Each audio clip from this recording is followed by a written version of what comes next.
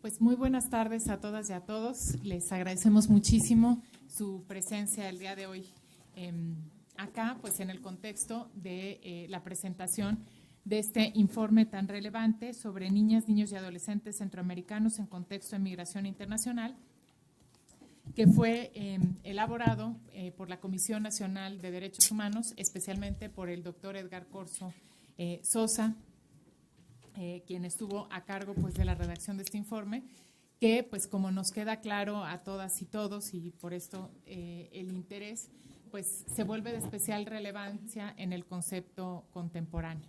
Entonces, pues agradezco muchísimo su interés, su presencia el día de hoy aquí. Como ustedes pudieron ver en el programa, vamos a tener dos mesas relativamente breves, pues de poco más de una hora. La primera será propiamente la presentación del informe, este informe que es muy relevante porque ustedes saben que la Comisión Nacional de los Derechos Humanos pues tiene, además de las recomendaciones a casos concretos que hace en los casos de violaciones a derechos humanos particulares, estos instrumentos que son informes en donde dan orientaciones a las autoridades para atender problemáticas de violaciones a derechos humanos estructurales, y este es el informe. Pues sin más preámbulo y para dar paso pues a lo verdaderamente importante que es la mesa, pues doy un agradecimiento muy especial a mi querido colega y amigo el doctor Edgar Corzo Sosa, pues por coordinar en conjunto esta presentación, y pues especialmente porque pues él, como a la visitaduría a su cargo, tuvo esta función de elaborar este magnífico informe, pues que constituye una herramienta de política pública muy importante.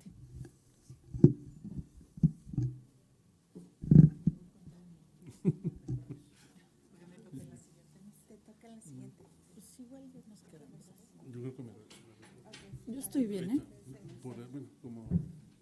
Sí, para que no quede tan apretado. Bueno, muy buenas tardes. En primer lugar, el agradecimiento a la oficina de la abogada general de esta Universidad Nacional Autónoma de México, porque en realidad, como ella es integrante del Consejo Consultivo de la Comisión Nacional de los Derechos Humanos, tan pronto hicimos la presentación del informe, pues alzó la mano, ¿no? Alzó la mano para hacer varios señalamientos en favor del informe, por supuesto, y para decir, bueno, pues esto, con independencia, Edgar, de que sea un resumen ejecutivo, ya que en muchas ocasiones los informes son voluminosos y vale la pena tener un resumen ejecutivo, con independencia de eso convendría hacer una presentación, y esto es lo que finalmente hacemos. El informe fue presentado en octubre de 2016 y estamos haciendo una presentación académica en esta ocasión. Agradecimiento entonces no solamente a la oficina de la abogada general de esta universidad, sino también al Instituto de Investigaciones Jurídicas, por permitirnos este espacio, por su hospitalidad y por seguir siendo la institución de reflexión académica de temas que están en la vanguardia de preocupación nacional, y por eso nuestra Universidad Nacional se ha distinguido. La relevancia del informe es fuerte. Es fuerte porque no solamente lo haya hecho la Comisión Nacional de los Derechos Humanos, sino porque el tema es de niñez, niñas, niños y adolescentes, pero además es una niñez que se encuentra en contexto de migración, o sea, está en una situación bastante fuerte de una vulnerabilidad muy caracterizada por varios factores, pero además de eso, además de esos dos elementos, estamos hablando de una niñez que va no acompañada. O sea, son niñas y adolescentes que deciden por diversas circunstancias salir de su país sin ningún acompañamiento legal, formalmente dicho. En ocasiones habrá alguno que no sea legal y serían los que están traficando a las personas, por supuesto, pero eso no se considera un acompañamiento en términos jurídicos y de derechos humanos. Entonces, con esos 3 elementos, más el contexto de tránsito de nuestro país, más las situaciones que en algunas regiones hay de violencia, de extorsiones, de secuestros y todo lo que en ciertas regiones conocemos, pues eso pone un contexto de vulnerabilidad muy importante. Entonces el tema es muy relevante por esto.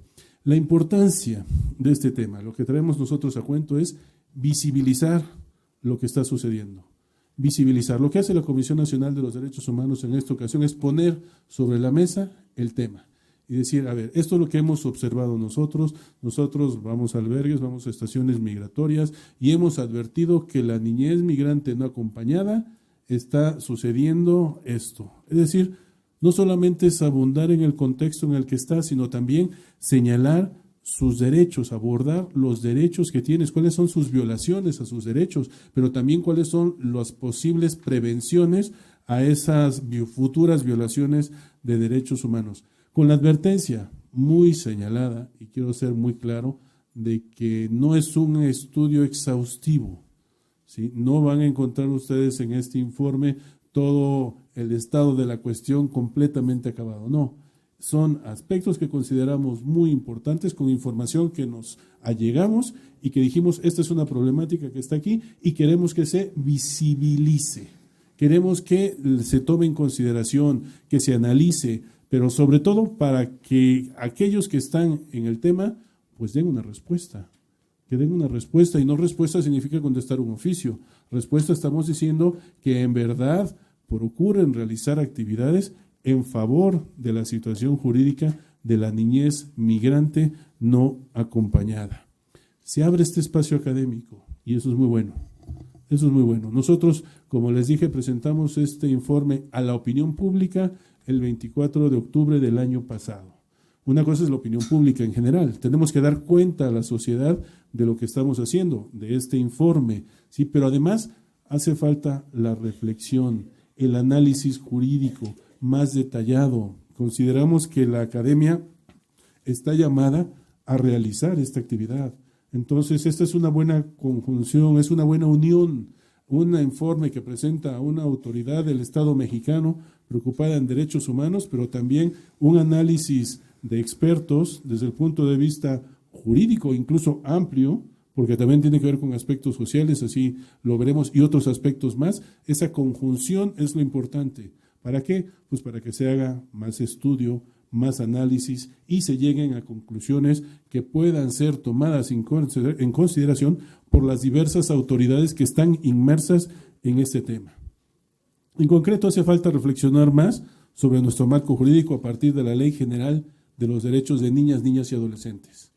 Hace falta mucho más análisis, no solamente el de las instituciones que están viendo cómo se les aplica la ley o cómo van a aplicar la ley. Hace falta también meternos mucho en la determinación del interés superior de la niñez. Hace falta ver más la tutela jurídica, esa representación en coadyuvancia y esa representación en suplencia. Hace falta reflexionar más sobre el papel que desempeñan los oficiales de protección a la infancia. Hace falta también mucho más abordar la detención o la presentación, como dice el Instituto Nacional de Migración, de las personas en contexto de migración menores no acompañados. Nos hacen falta varios temas. Entonces el informe está ahí, se pone sobre la mesa y ciertamente sí se señalan algunos puntos sobre las CIES.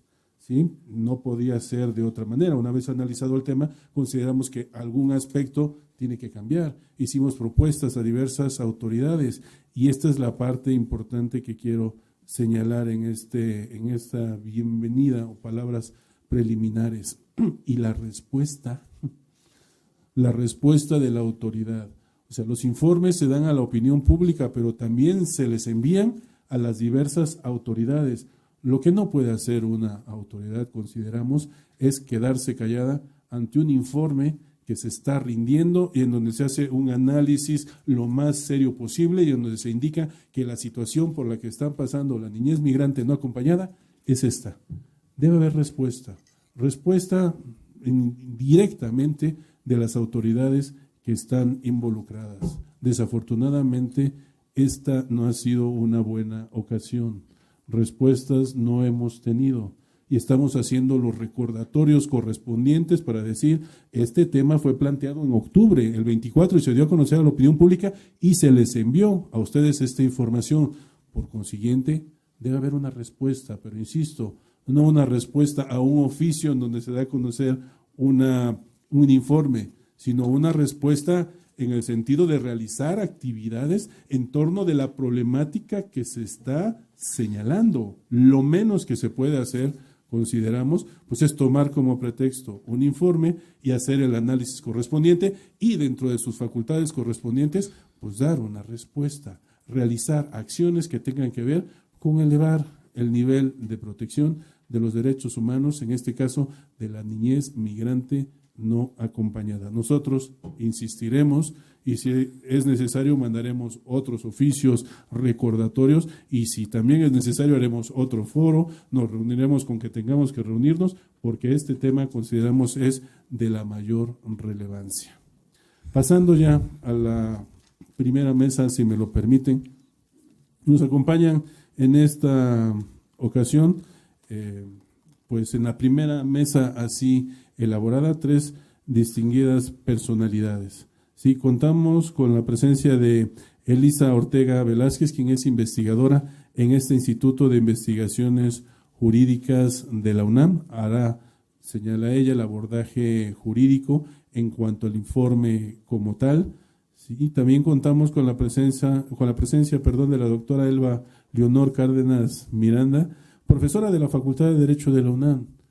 Pero a mi modo de ver, si me lo permite Elba, yo creo que una de las personas que más conocen del Sistema Nacional para el Desarrollo Integral de la Familia. Y no digo nada más conocer en el texto, sino en centros de asistencia social, de conocer a las personas, conocer la problemática que implica este sistema nacional. Y también nos acompaña Nancy Pérez García, directora general de Sin Fronteras. Entonces es con una experiencia, por supuesto, de la misma institución, el reconocimiento y el prestigio que tiene la misma. Entonces, si ustedes pueden advertir, es una mesa con una investigadora de jurídicas especializada en estos temas, alguien que ha estado hasta hace pocas semanas al frente de una gran responsabilidad y otra persona más que tiene una experiencia vasta en lo que corresponde a los problemas que hay no solo en un país, sino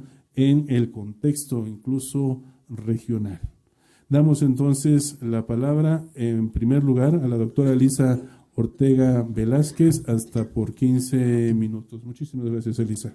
Gracias. Buenas tardes a todas y a todos. En primer lugar, gracias por la invitación, en especial a la doctora Mónica González Contró, de quien además tengo la fortuna de que sea mi mentora en temas de infancia, y por supuesto también al doctor Edgar Corzo y en general a la Comisión Nacional de Derechos Humanos. Lo primero que tengo que decir es que este informe es por demás afortunado. Ya era hora que saliera un informe sobre esta temática que pasa día a día, este fenómeno de los niños migrantes no acompañados provenientes del Triángulo Norte de Centroamérica y todas las situaciones en materia de violaciones de derechos humanos. El informe, a mí en lo particular, me gustó porque aborda específicamente los retos jurídicos que hay en materia de protección de derechos humanos de este colectivo, pero también aborda temas prácticos y además las recomendaciones que ya hacía referencia el doctor Corzo. Sin más, voy a dar inicio. Primero, me gustaría empezar presentándoles esta cita del Consejo de Europa, donde hace referencia a la niñez migrante. Un niño migrante irregular es en primer lugar y por encima de todo un niño. Este debe ser nuestro punto de partida cuando hablamos de niños migrantes, sean regulares, sean irregulares, acompañados o no acompañados. El estatus del niño es secundario e incluso cabría decir irrelevante. Con esto me refiero a que primero debemos poner atención al marco de protección de los derechos de los niños y secundariamente a las políticas en materia de migración. Me voy a referir como niños, niñas o adolescentes o niños a este colectivo, en primer lugar porque así los define la Convención sobre los Derechos del Niño y también la Ley General sobre los Derechos de Niños, Niñas y Adolescentes. Nuestra ley general diferencia entre niños, por un lado, y adolescentes, ¿no? Personas menores de 12 años de edad son niños o niñas y adolescentes aquellos que tienen entre 12 y 18 años. No me gusta usar a mí el término menor porque esta definición o este concepto da siempre una connotación negativa y es una descripción limitada.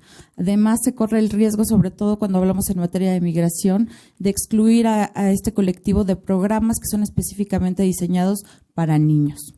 Tampoco usaré el término ilegales o indocumentados, ya que tienen connotación negativa, el ilegal marcadamente normativa, además de que una persona nunca es ilegal, sino el acto que se comete, y el término indocumentado, a pesar de no tener esta connotación normativa, es incompleto. No abarca, por ejemplo, a las personas que entran en los estados de destino con documentación falsa o que habiendo entrado con documentación válida, esta no sirve para los propósitos para los que entraron, por ejemplo, cuando entran de turistas y empiezan a trabajar. ¿Quiénes son los niños y adolescentes migrantes irregulares no acompañados? Bueno, pues son un grupo grande, diverso y muy vulnerable. Aquí encontramos, por un lado, a aquellos que han entrado al país de forma irregular, solos o acompañados, aquellos cuyos permisos de residencia han expirado, aquellos que están en tránsito y que muchas veces son víctimas de trata laboral o sexual, aquellos que están solicitando refugio y que normalmente se encuentran detenidos a menos que hayan pedido refugio en alguna de las 3 delegaciones que tenemos a nivel nacional de la Comar, y aquellos niños privados de su libertad en el DIF o en la estación migratoria y que se encuentren en riesgo de ser deportados. Veamos las causas generales de vulnerabilidad en materia de migración. Discriminación, riesgo de perder la vida por entrada irregular, invisibilidad por muchas veces la situación irregular hace que no acudan a las autoridades competentes para denunciar violaciones a sus derechos humanos, esto por temor a ser deportados. Son víctimas de violencia de todo tipo, son revictimizados por actos de agentes del Estado o de particulares, son víctimas de racismo, de trata, de desastres naturales o ambientales, están excluidos socialmente y en general tienen un ejercicio de sus derechos humanos limitado o a veces nulo. Aterricemos el tema ahora a niñez. Los niños son migrantes en primer término 3 veces, por ser niños, por ser migrantes y en este caso por ser irregulares. Esta vulnerabilidad puede verse aumentada si por razones de género, por razones de etnia o ser indígenas, por razones de si son LGBT o incluso por discapacidad. Estas son algunas causas específicas por las que los niños y adolescentes migrantes son vulnerables. Se deportan sin adultos en muchos casos, sufren violencia de todo tipo. Se les trata como adultos, por ejemplo, a los adolescentes para darles o para quitarles más bien protecciones específicas que son para niños. Se les separa de sus progenitores o padres en los centros de detención. No cuenta con albergues, guarderías, estancias infantiles para niños. No hay medidas alternativas para la detención y para la deportación que sean diseñadas específicamente para niños. La detención y la deportación son las causas principales, son más bien las sanciones principales a la migración irregular, y estas se aplican en la mayoría de estados por igual a niños y adultos. Aquí tenemos algunas imágenes, estas son de Chiapas, y vemos aquí algunos niños migrantes, ¿no? Trata, aquí hay otro niño trabajando. Veamos ahora el marco jurídico internacional de protección. Nuestro primer estándar es la Convención sobre los Derechos del Niño, pero también tenemos la Convención sobre Trabajadores Migratorios y sus familiares. En el ámbito interamericano tenemos la Convención Americana sobre Derechos Humanos, la Convención Interamericana sobre Restitución Internacional para Menores, la Convención sobre el Estatuto de los Refugiados, los Pactos de Nueva York del año 66 y también tenemos toda una serie de recomendaciones y de observaciones que forman parte de lo que en derecho llamamos soft law. Veamos solamente las principales características de la Convención sobre los Derechos del Niño. Pues bueno, es un tratado de aceptación universal, es el tratado más ratificado en el mundo con una sola excepción, que seguro ustedes saben cuál es Estados Unidos, el único país que no lo ha ratificado. La Convención se fundamenta en 4 principios: el principio de no discriminación, al igual que el resto de tratados de derechos humanos, el interés superior del niño, el derecho a la participación y a ser oído, y el derecho a la vida, supervivencia y desarrollo. Como pueden ver, estos 4 principios son sumamente fundamentales para los niños, niñas y adolescentes migrantes. Al respecto, el Comité sobre los Derechos del Niño, que es el órgano encargado de vigilar el cumplimiento de la Convención, ha señalado que los derechos que contiene la Convención son aplicables a todos los niños, sin excluir a solicitantes de asilo, refugiados y niños migrantes, con independencia de su nacionalidad o apatridia y situación en términos de inmigración. Esto es coherente con las premisas sobre las cuales se construye el derecho internacional de los derechos humanos, la no discriminación y la dignidad de la persona humana.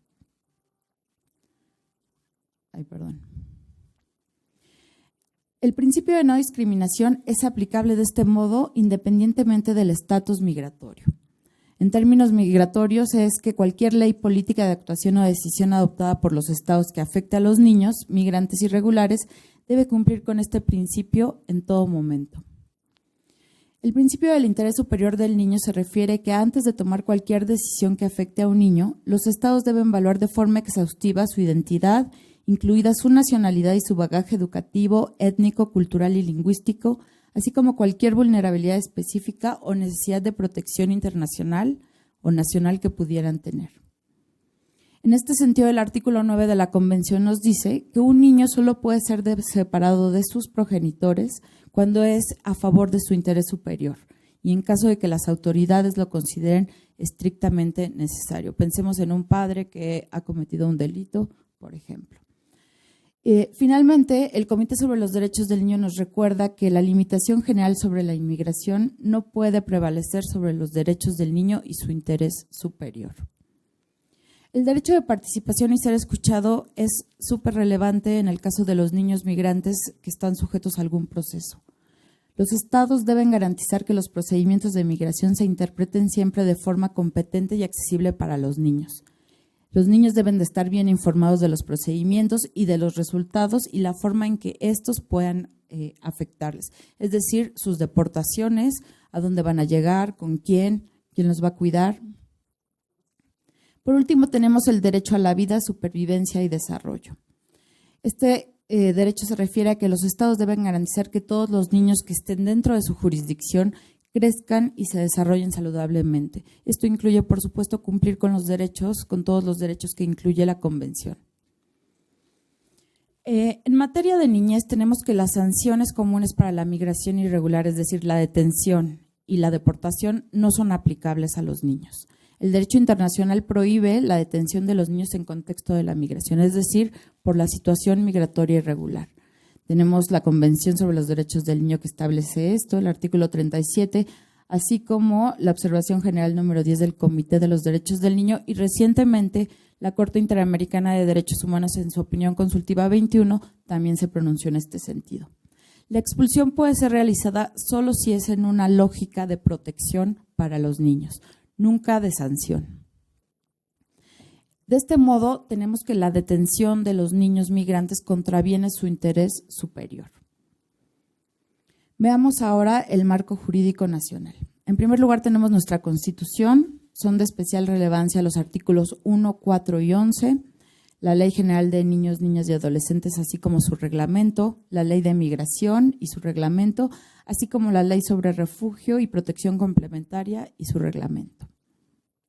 Aquí tenemos un mapa sobre las rutas migratorias de niños migrantes, el corredor del Triángulo Norte de Centroamérica y hacia Norteamérica.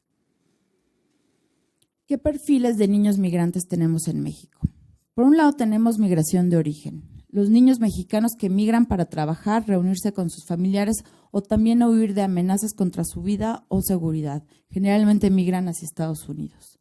Los migrantes de retorno. Aquí tenemos a los niños mexicanos que regresan, ya sea de forma forzada o voluntaria, después de vivir algún tiempo en Estados Unidos. Migración de destino. Aquí tenemos a los niños migrantes del Triángulo Norte de Centroamérica que ven a México como un lugar de destino al vivir en un entorno de pobreza y amenazas contra su vida y seguridad. Y tenemos también a los niños en tránsito, que también provienen del Triángulo Norte de Centroamérica y que generalmente están en una vulnerabilidad tremenda y son sujetos en muchas ocasiones de trata laboral o sexual. ¿Qué retos jurídicos? Y para esto el informe nos da mucha luz.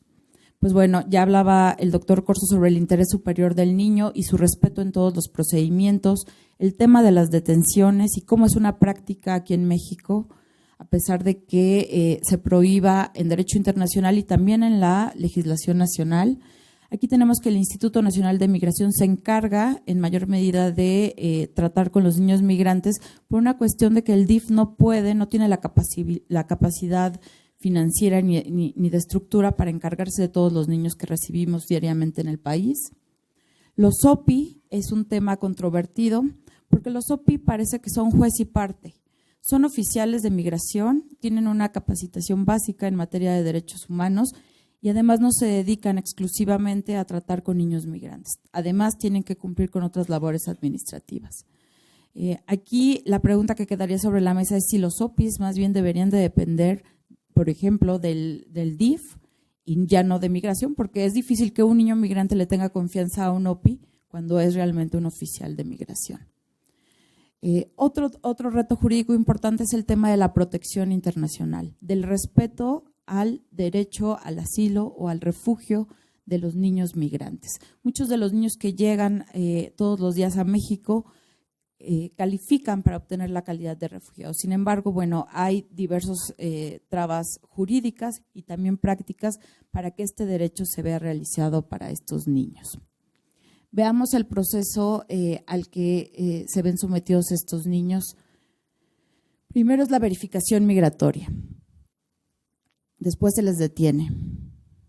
Llegan a la estación migratoria. Por ejemplo, esta es una foto de la estación migratoria siglo XXI. Aquí tenemos a unas niñas. Estas son algunas de las condiciones y de hecho, bueno, no están tan mal como normalmente están en las condiciones, en las estaciones migratorias. Y luego se les deporta, vía terrestre o aérea. Y bueno, pues yo con esto acabo. Espero no haberme pasado del tiempo. Muchas gracias.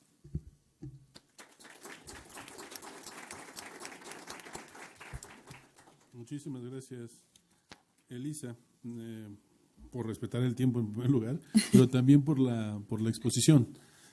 Ciertamente, desde el nombre mismo, ¿no? Nosotros nos cuestionábamos de qué manera denominarlos, la situación en la que se encontraban, si era no documentado, si era ilegal, si era irregular.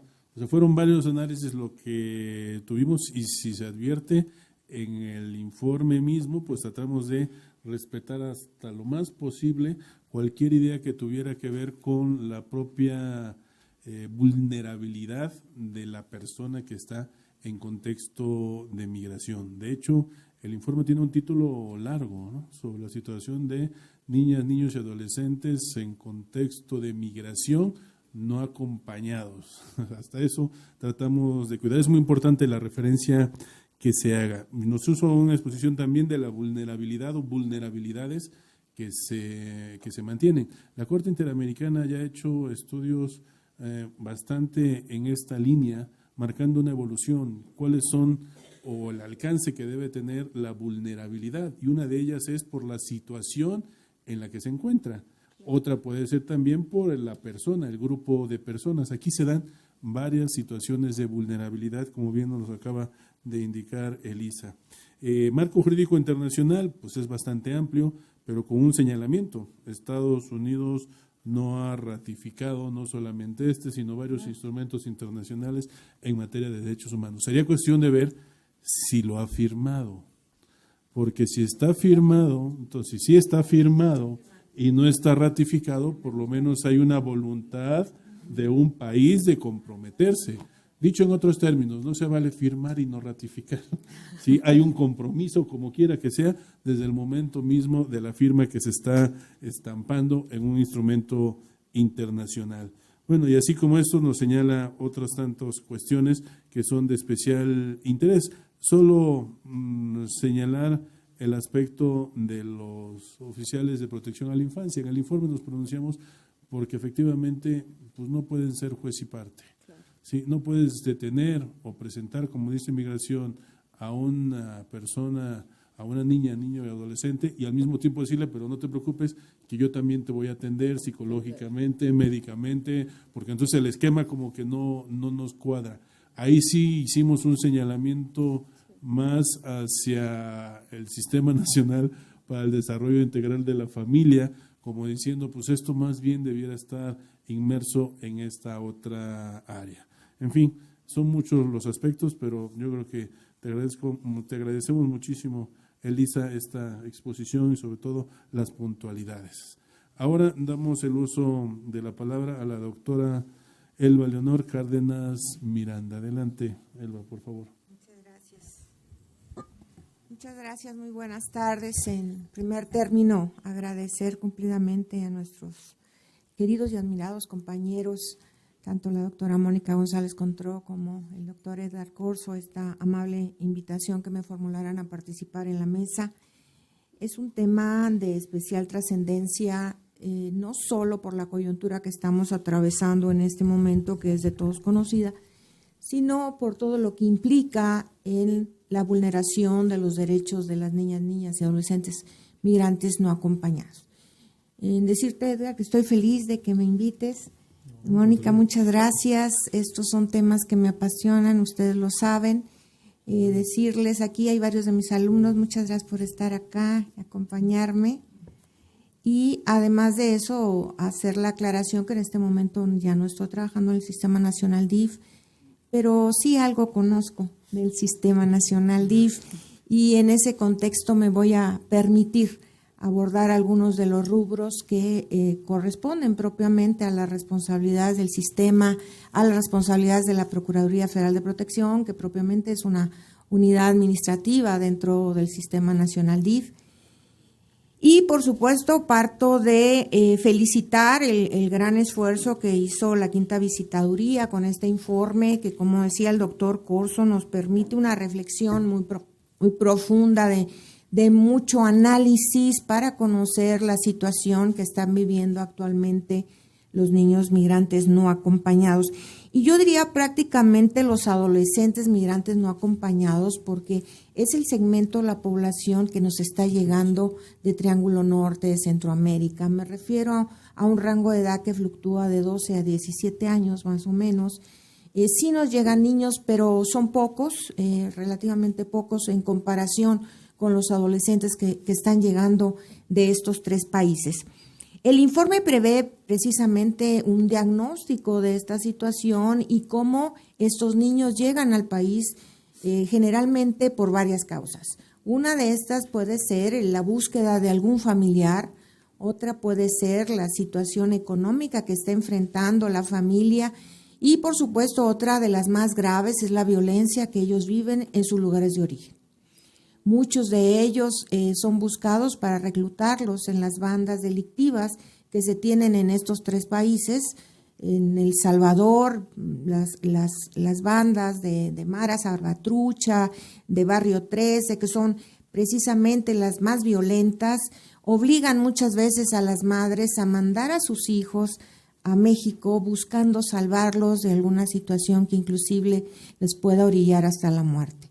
Esta es una causa que subyace dentro de estos orígenes de los niños y lo encontramos en varios estudios que se han realizado. Aquí se cita también en el informe los estudios que ha realizado ACNUR, precisamente buscando conocer cuáles son las causas, cuáles son los factores.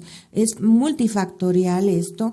Otros tantos buscan algún familiar en Estados Unidos y, por supuesto, nuestro país, que es un lugar, es un país, como saben ustedes, de cruce, de destino, de tránsito, pues implica que nos lleguen estos niños acá. El flujo migratorio se ha visto incrementado en los últimos años, eso ha sido también un señalamiento a nivel internacional. Y no nos podemos comparar con otros países ni de Centroamérica ni de Sudamérica en cuanto a la cantidad de niños que nos llegan con reiterada frecuencia. Nada más para darles idea, de acuerdo a los datos que proporciona el Instituto Nacional de Migración, a través de la Unidad de Política Migratoria y que también se contemplan en el informe. En 2015 llegaron extranjeros menores de edad 36.921, de los cuales 15.291 eran no acompañados. Para 2016, 36.581, de los cuales 15.218 eran no acompañados. Se pueden imaginar ustedes lo que implica la atención de más de 15,000 niños que nos están llegando además por diferentes rutas, porque ya la ruta de la bestia inclusive no es la que están utilizando al haberse detenido el ferrocarril, buscaron otras alternativas y nos están llegando inclusive por esta porosidad que significa la frontera con Centroamérica. De tal suerte que, como decía la doctora Elisa, en este momento estamos en una situación compleja para dar respuesta a la atención directa de todos estos niños migrantes no acompañados. En el esquema de lo que puede ser la competencia del Sistema Nacional DIF, el artículo 112 de la Ley de Migración establece muy claramente que el Instituto Nacional de Migración deberá derivar a los niños a los centros asistenciales DIF. Y eso hace precisamente el instituto, solo que, bueno, son más de 15,000 niños, imagínense ustedes si hay capacidad de respuesta ante esta situación. Con todo, la Ley General de los Derechos de Niñas, Niños y Adolescentes, que desde diciembre de 2014 prácticamente empezamos a aplicarla a partir de enero, mandató que tanto los sistemas estatales como municipales DIF habilitaran espacios. Esto es, no necesariamente teníamos que construir albergues para dar respuesta, sino también habilitar espacios. Y se ha hecho un esfuerzo muy considerable para esto, para que pueda recibirse a estos adolescentes migrantes. Sin embargo, no es suficiente. De ahí que se tiene un gran apoyo con las organizaciones de la sociedad civil para que nos brinden esta posibilidad de atención, que es un mandato legal, tanto la Ley de Migración, que vale la pena también decir que la Ley de Migración y su reglamento deberán ser reformadas para resultar acordes con la Ley General de los Derechos de Niñas, Niños y Adolescentes, que la nueva Ley de los Derechos estableció desde su capítulo 19 toda una serie de disposiciones aplicables a los niños y adolescentes en situación de tránsito, en situación de migración. Otra de las cuestiones muy importantes que yo quiero resaltar del estudio, además de las propuestas que son en verdad propuestas muy concretas para cada una de las instancias que hemos trabajado con niños migrantes no acompañados, es la determinación del interés superior de la niñez. Este es un rubro muy importante. El informe sugiere que sea el Sistema Nacional DIF a través de la Procuraduría quien realice esta determinación del interés superior del niño y de hecho propone que elabore lineamientos expresos para este rubro. Yo aquí sugiero que en esta determinación del interés superior de la niñez se tome en consideración las directrices de ACNUR de mayo de 2008, porque nos brindan un marco referencial muy importante para poder determinar el interés superior del niño previa a una evaluación que se realice de la situación que afronta el niño. El niño, como se dijo aquí con mucho tino por la doctora hace un momento, enfrenta todas estas situaciones de vulnerabilidad. Luego, entonces, habrá que determinar cuál es la respuesta a corto, a mediano y a largo plazo para atenderlo como debe de ser, salvaguardando ante todo sus derechos. Otro de los rubros que subrayo de este estudio son los tutores. La tutela de estos niños ha significado para nosotros, si hablo a nombre del Sistema Nacional, una situación complicada. ¿Por qué? Porque al ser niños no acompañados, no hay una situación de quien pueda atender cualquier situación de emergencia y las hemos tenido. Me refiero a alguna enfermedad, tuvimos casos de operaciones urgentes sin que estuviera un familiar que pudiera dar el consentimiento. Es una gran responsabilidad para el sistema asumir estos aspectos porque, bueno, afortunadamente todo salió bien. La operación fue todo un éxito para el adolescente, pero sin embargo pudo no serlo. Y en ese sentido, como ustedes saben, como Cuando salen las cosas bien, pues qué felicidad, pero si no fuese así, la responsabilidad sería gravísima para el sistema. Yo creo que además de la atribución que por ley tiene la Procuraduría Federal de Protección y las Procuradurías locales de protección, considero importante en ese sentido que asuman la representación en suplencia y coadyuvancia que mandata el propio artículo 122 de la ley, sin embargo, no la tutoría. Yo ahí sí discrepo del informe. Yo creo que la tutoría, entendida más hacia el aspecto civil, aquí me atrevo a proponer, Edgar, la tutela la ejercen quienes estén en el centro asistencial por la característica que tienen los niños prácticamente en situación de desamparo, por así decirlo, porque no tienen quien los represente. Entonces, separar la tutela, que la tutela sea ejercida por quien nos alberga y dejarle a la Procuraduría lo que de hecho ya tiene por mandato de ley, que es la representación jurídica en suplencia y coadyuvancia. Esto es, defender los derechos de estos niños cuando estos hayan sido vulnerados. Otro de los aspectos que ahí comulgo perfectamente con el informe es los oficiales de protección. En este momento, como ustedes saben, los OPIs dependen del Instituto Nacional de Migración. Se nominan oficiales de protección a la infancia. Sin embargo, dada la carga que trae el instituto, no se están dedicando nada más a atender a la infancia, están dedicados también a atender a adultos, a personas de adultos mayores. Entonces, no están enfocados con esa especialidad que amerita. Yo creo que el informe hace una referencia muy clara. En ese sentido, los OPIs deberían estar adscritos al Sistema Nacional DIF para que realmente sean oficiales de protección a la infancia y asuman esa responsabilidad que inclusive data de 2010. La figura de OPI surgió en ese año y ha sido una figura inclusive replicada en Centroamérica, pero me parece que con el transcurso de los años ya no ha sido con la especialidad que amerita. Finalmente, la base de datos. La base de datos es otra de las propuestas muy atinadas del informe que pudiera permitirnos tener realmente la magnitud del fenómeno. La Ley General de los Derechos de Niños, su reglamento dispone que será el Sistema Nacional DIF de manera coordinada con el Instituto Nacional de Migración, que vale la pena decir, el instituto tiene una base de datos ya y son las cifras que estamos manejando. Pero la ley dispone también que debe de ser en coordinación con el DIF, dado que el DIF en general puede tener la información de los albergues que están atendiendo a los niños a nivel nacional. Finalmente, quiero comentar que a mí me preocupa sobremanera cuando algunas reflexiones, inclusive de Human Rights, hablaban del fracaso de México en la atención de los niños migrantes. Yo no creo que sea un fracaso, yo creo que estamos haciendo un gran esfuerzo todas las instituciones y me refiero también a las organizaciones de la sociedad civil. Aquí está Sin Fronteras, que ha hecho unos estudios maravillosos sobre el tema. El Fray Martínez de Córdoba también ha realizado estudios y análisis del fenómeno migratorio.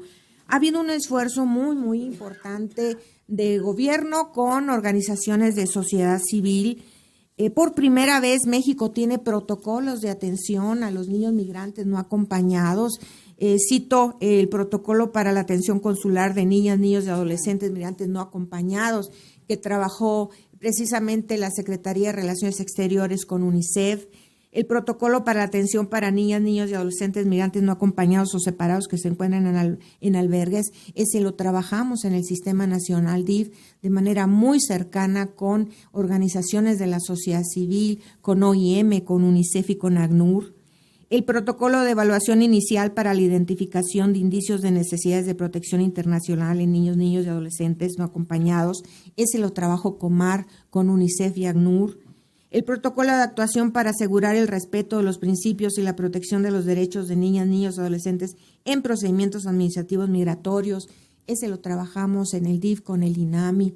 Entonces, hay trabajo, hay esfuerzo, pero hay que reconocer que nos falta mucho por hacer, eso no puede soslayarse, pero a mí me parece que este tipo de foros en donde podemos reflexionar, en donde podemos analizar un informe tan completo como el que elaboró la quinta visitaduría, nos va a permitir derivar algunas pautas, inclusive algunos insumos para políticas públicas que puedan dar respuesta a este fenómeno migratorio que estamos atendiendo desde hace algunos años. Reiteradas gracias por la posibilidad de atender esta invitación, Edgar. Muchas gracias.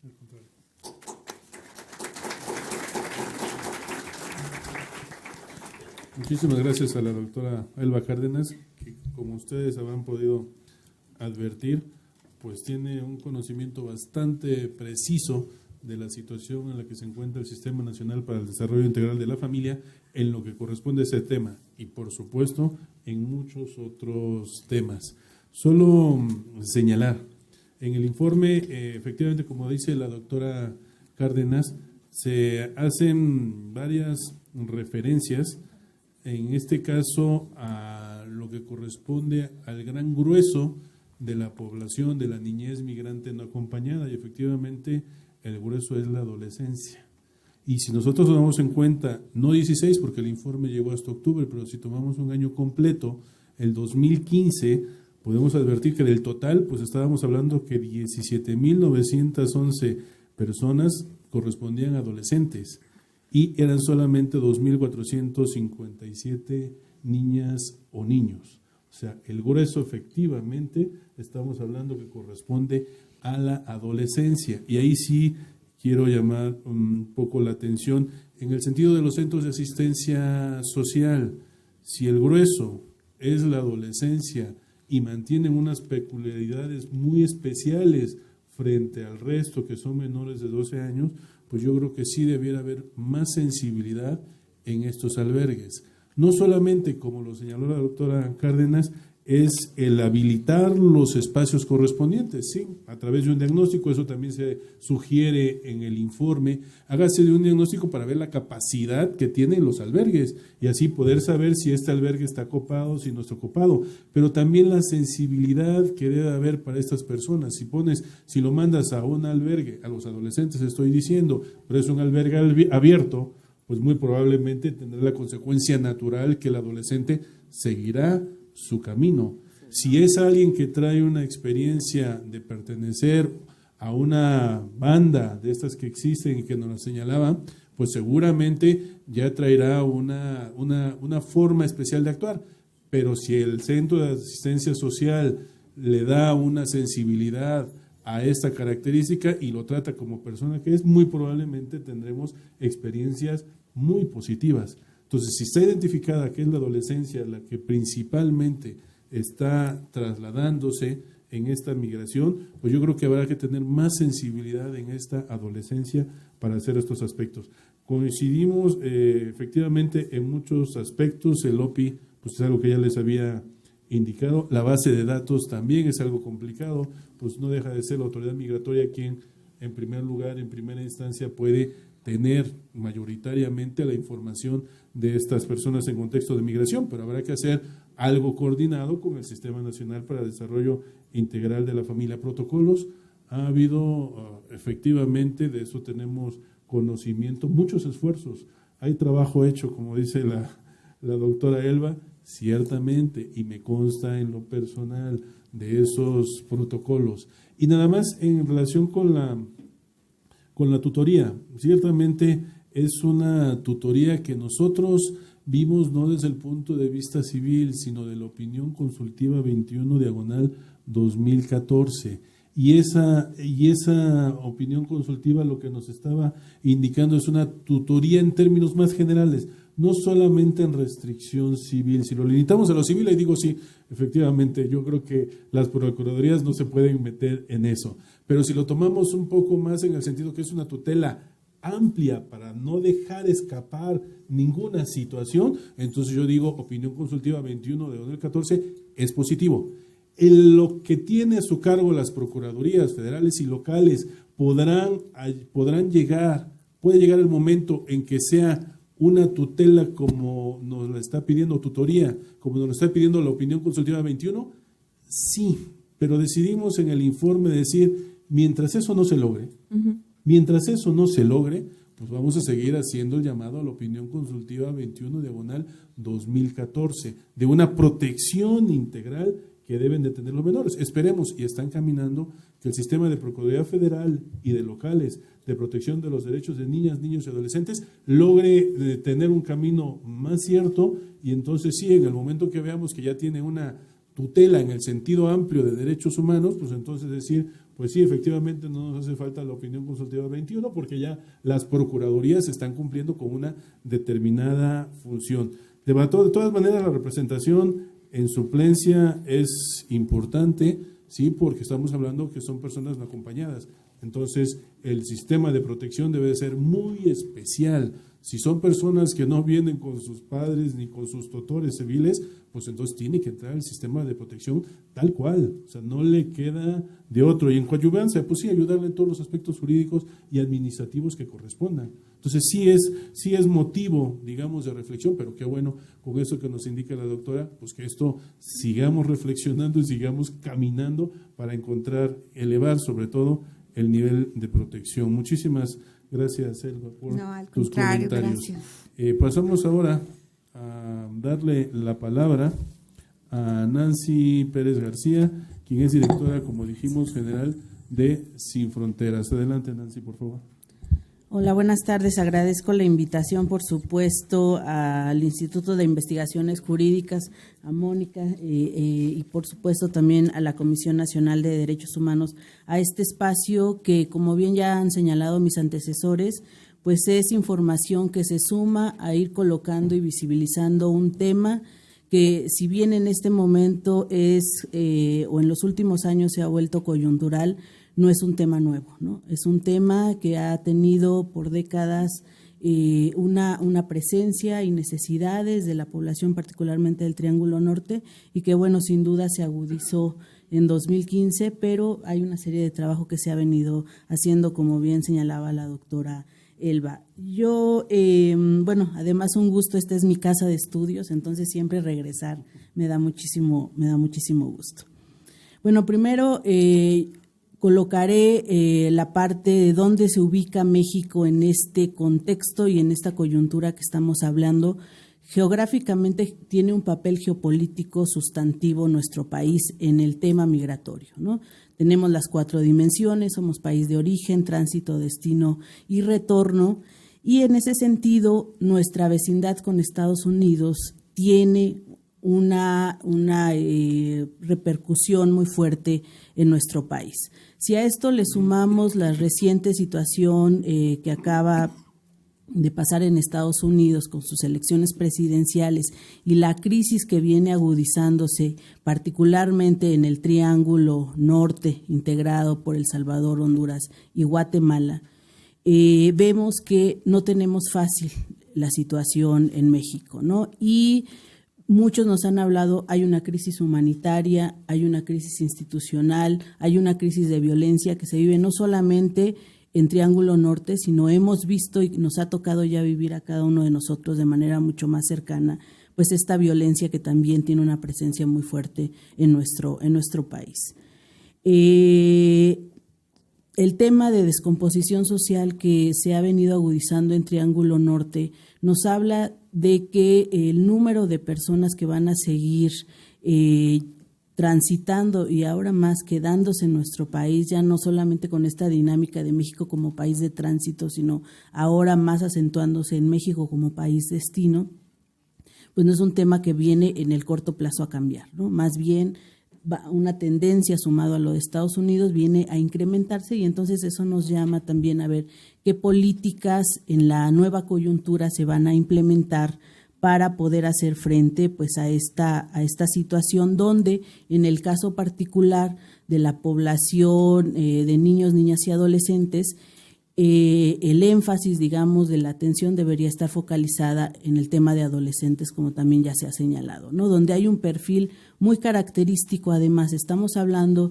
de la población, al menos la que ha llegado en los últimos 3 años, que es población adolescente que está huyendo, ya pertenecía a algún grupo delictivo, está huyendo, quiere salirse, y ese tipo de población requiere también una atención especial, ¿no? Son adolescentes que son padres de familia, ¿no? que tienen otro tipo también de preocupaciones y que en un sistema tradicional de protección pues no necesariamente va a encajar las respuestas que se puedan dar desde el gobierno, ¿no? Tenemos que hacer un análisis muy detallado de cuál es ese perfil de niños, niñas y adolescentes que están llegando, donde cada uno tiene sus características. Estamos hablando que la población que está saliendo de Guatemala con un perfil mucho más indígena, al menos la presencia que nosotros tenemos identificada, el perfil de El Salvador y de Honduras, donde hay una mayor crisis de violencia en el seno familiar, donde la principal salida se tiene que ver también con un tema que se está dando en el núcleo familiar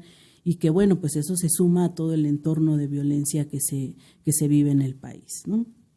Entonces, aquí hay una situación, digamos, que en este contexto en el que hemos visto un incremento sin precedente en el número de deportaciones, en el número de deportaciones desde Estados Unidos, en el número de detenciones migratorias en nuestro país, y que sin duda la respuesta que ha tenido la autoridad ha sido robusta en el sentido del marco normativo y programático, ¿no? En la parte del marco normativo desde 2011, y es importante saber también porque es el proceso que llevamos de implementación de la normativa en materia migratoria en nuestro país. 2011 es cuando nace nuestra ley de migración, es cuando se promulga la ley de refugiados y protección complementaria, y es además cuando tenemos también en la mesa una reforma constitucional en materia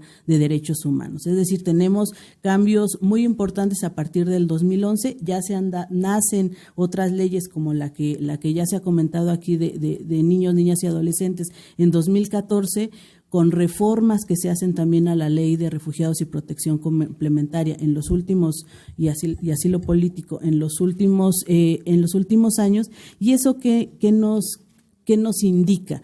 Nos indica que estamos en un proceso de implementación de leyes que se ha venido atropellando por el nacimiento o reformas de las mismas leyes, donde no hemos logrado cuajar un proceso de armonización de las mismas, incluso de que las mismas autoridades conozcan de pie a pa cuál es el contenido de las leyes que se están implementando, ¿no? O están empezando a conocer y a manejarlas, y en eso llega una nueva ley o una reforma y no ha dado tiempo de un proceso tan importante que es para que pueda lograrse al menos lo que se quiere con estas leyes, de lograr implementarse, ¿no? Entonces, primer punto, tenemos que avanzar en los procesos de armonización de manera acelerada, porque desafortunadamente para el tema migratorio no hay pausas. Cambia, es una agenda de mucho movimiento y que requiere de respuestas muy rápidas para poder tener atención e intervenciones también muy oportunas. Un tema 2, creo que los esfuerzos que sin duda nos ha tocado ver autoridades dentro de las instituciones de gobierno que hacen el mejor esfuerzo por tratar de dar la atención que se requiere ante esta crisis, pero que están totalmente limitados porque no hay capacidad estructural, ni de personal, ni presupuestaria para poder implementar la normativa, ¿no? Eso se suma también el hecho de que hay autoridades que hacen una violación, y eso también está reconocido, hacen una violación a derechos y para las cuales pues el tema de impunidad en nuestro país permite que se sigan dando esas violaciones.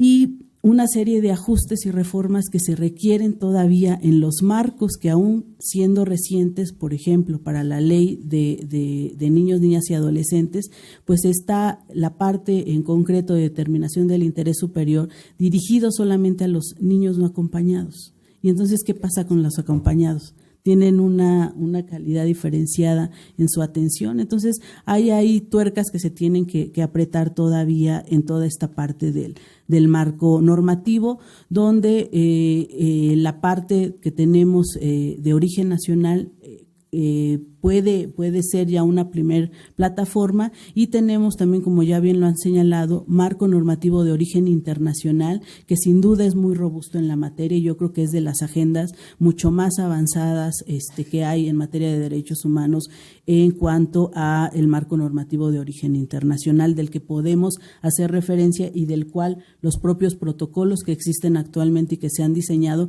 retoman tanto sentencias como buenas prácticas que se han hecho en la materia. Ahora, ¿qué pasa con nuestro marco programático? Y donde ahí, digamos, es la parte en la que siempre, fallan todas las iniciativas normativas que se hacen, ¿no? ¿Qué pasa con la parte de implementación? En la parte de implementación, los cambios en la normativa requieren de una fuerte coordinación entre las diferentes instancias de gobierno, y no solamente entre las instancias, sino entre todos los actores que estamos involucrados. Y sabemos que la coordinación no es nuestro fuerte, ¿no? Ahí claramente se ha definido por esta y otras agendas de derechos humanos que la coordinación entre las autoridades de gobierno, que la coordinación que pueden tener también con sociedad civil o con la propia academia, no siempre se da de manera natural ni de manera fácil, ¿no? Ahí entonces un primer gran reto. La otra parte tiene que ver con la capacitación de funcionarios. Si bien hay una lista interminable de capacitaciones a las que han accedido los funcionarios públicos, estas no son suficientes. Sabemos que hay una rotación muy fuerte de funcionarios, particularmente en el Instituto Nacional de Migración, que tiene que ver también con el tema de nivel salarial que tienen, y me imagino en el DIF será una situación similar.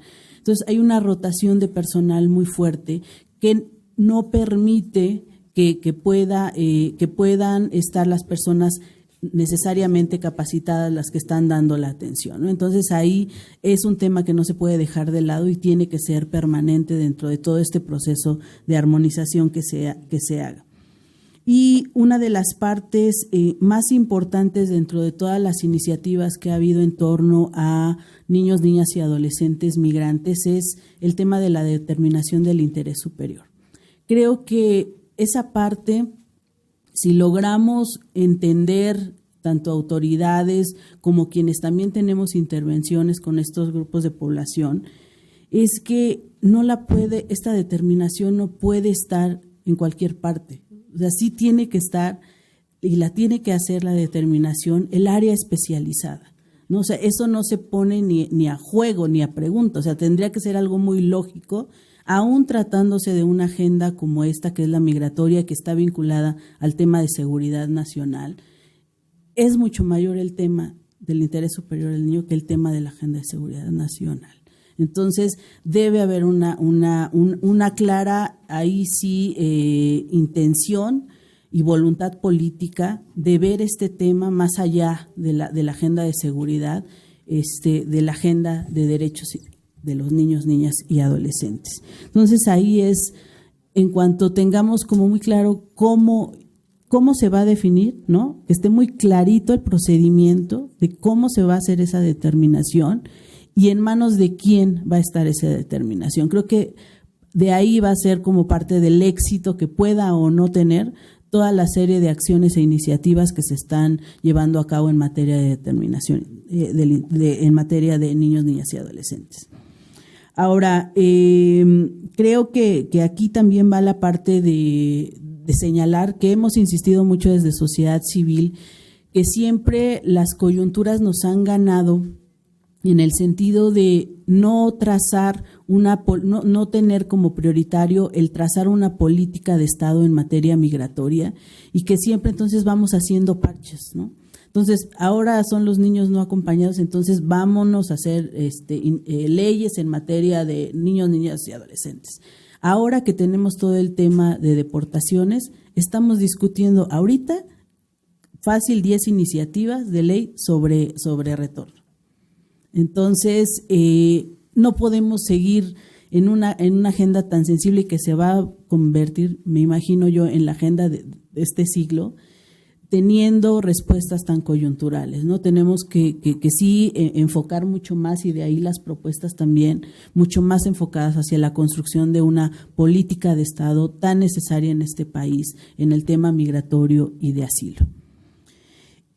Finalmente, señalaría que en relación, comparto la parte de propuestas que se hacen en el documento con la acotación que ya se hacía al tema de tutela, y señalaría también que no hay que dejar de lado que hay otros actores, además de los ya señalados, que necesitan estar en esta discusión, y creo que se han empezado también a vincular de alguna manera. Uno tiene que ver con el poder legislativo, porque de ahí parte también el éxito o no de las iniciativas. Si no hay una asignación presupuestal etiquetada en la que se comprometa la Cámara de Diputados a hacer una asignación, de hecho ya hay propuestas que se han hecho desde diferentes instancias para saber cuánto costaría este sistema de protección y entonces cuánto se tendría que destinar del presupuesto público, pues estamos hablando al aire, ¿no? Y de pura buena voluntad sin necesariamente aterrizar en algo muy concreto, o bien seguir cargando mucho de la responsabilidad de lo que está pasando en la agenda de derechos humanos a las organizaciones de la sociedad civil, a ver hasta cuándo aguantan, ¿no? El seguir responsabilizándose de esto. Y el otro tema tiene que ver con el Poder Judicial. Ya nos señalaban aquí, nosotros participamos, nos pidieron a Sin Fronteras la elaboración del protocolo de actuación para personas migrantes.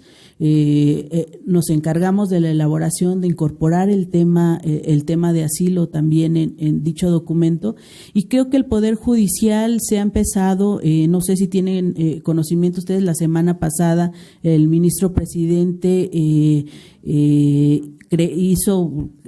solicitó que se creara un grupo desde la Defensoría Pública para la atención a migrantes, principalmente a deportados, pero estamos en ese trabajo de que también se incluya a migrantes y a población migrante y refugiada, y creo que necesitamos también que se vayan sumando más a estas mesas de discusiones, porque sin duda al final del día serán quienes puedan ser los garantes de que estén o no accediendo a derechos esta población. Y ya, ahora sí, para cerrar, colocaría en la mesa que hay un tema del que no estamos tan familiarizados, que es el tema de asilo, y que ha tenido cambios significativos en estos últimos 5 años, diría yo, en cuanto a la presencia de solicitantes de asilo en nuestro país, que regularmente el promedio que teníamos no rebasaban las 3,000 solicitudes al año. Este año hay una proyección de 22,000 solicitudes de asilo. ¿Y eso qué significa? Significa un reflejo, casi la mayor parte, el 90% de estas solicitudes son del Triángulo Norte, significan la crisis que se está viviendo en ese país y para la cual no hay una respuesta tampoco institucional, o no hay una capacidad institucional desde gobierno para poder brindar toda la atención que requiere la agenda de asilo en nuestro país, ¿no? Más allá de a lo mejor sí tener como un abolengo de reconocimiento de solicitantes de asilo en nuestro país, la realidad es que los refugiados que están accediendo al procedimiento y aquellos que son reconocidos bajo la condición de refugiados en México no están teniendo muchas oportunidades, aquellos que lo logran, de procesos de integración, y quienes incluso hay el mayor problema,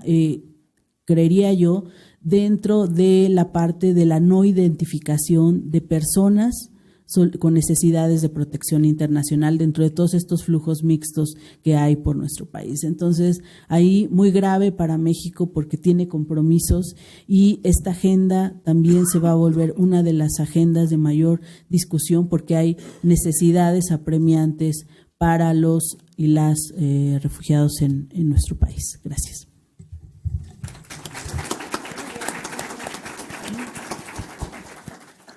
Muchísimas gracias, Nancy, por tus comentarios. También muestra de la experiencia de estar en la trinchera, en la trinchera, ahí viendo los casos, defendiéndolos y obteniendo buenas prácticas, que es lo que también necesitamos en esta materia. Comentar también que pues ese es un tema que debe ser visto integralmente.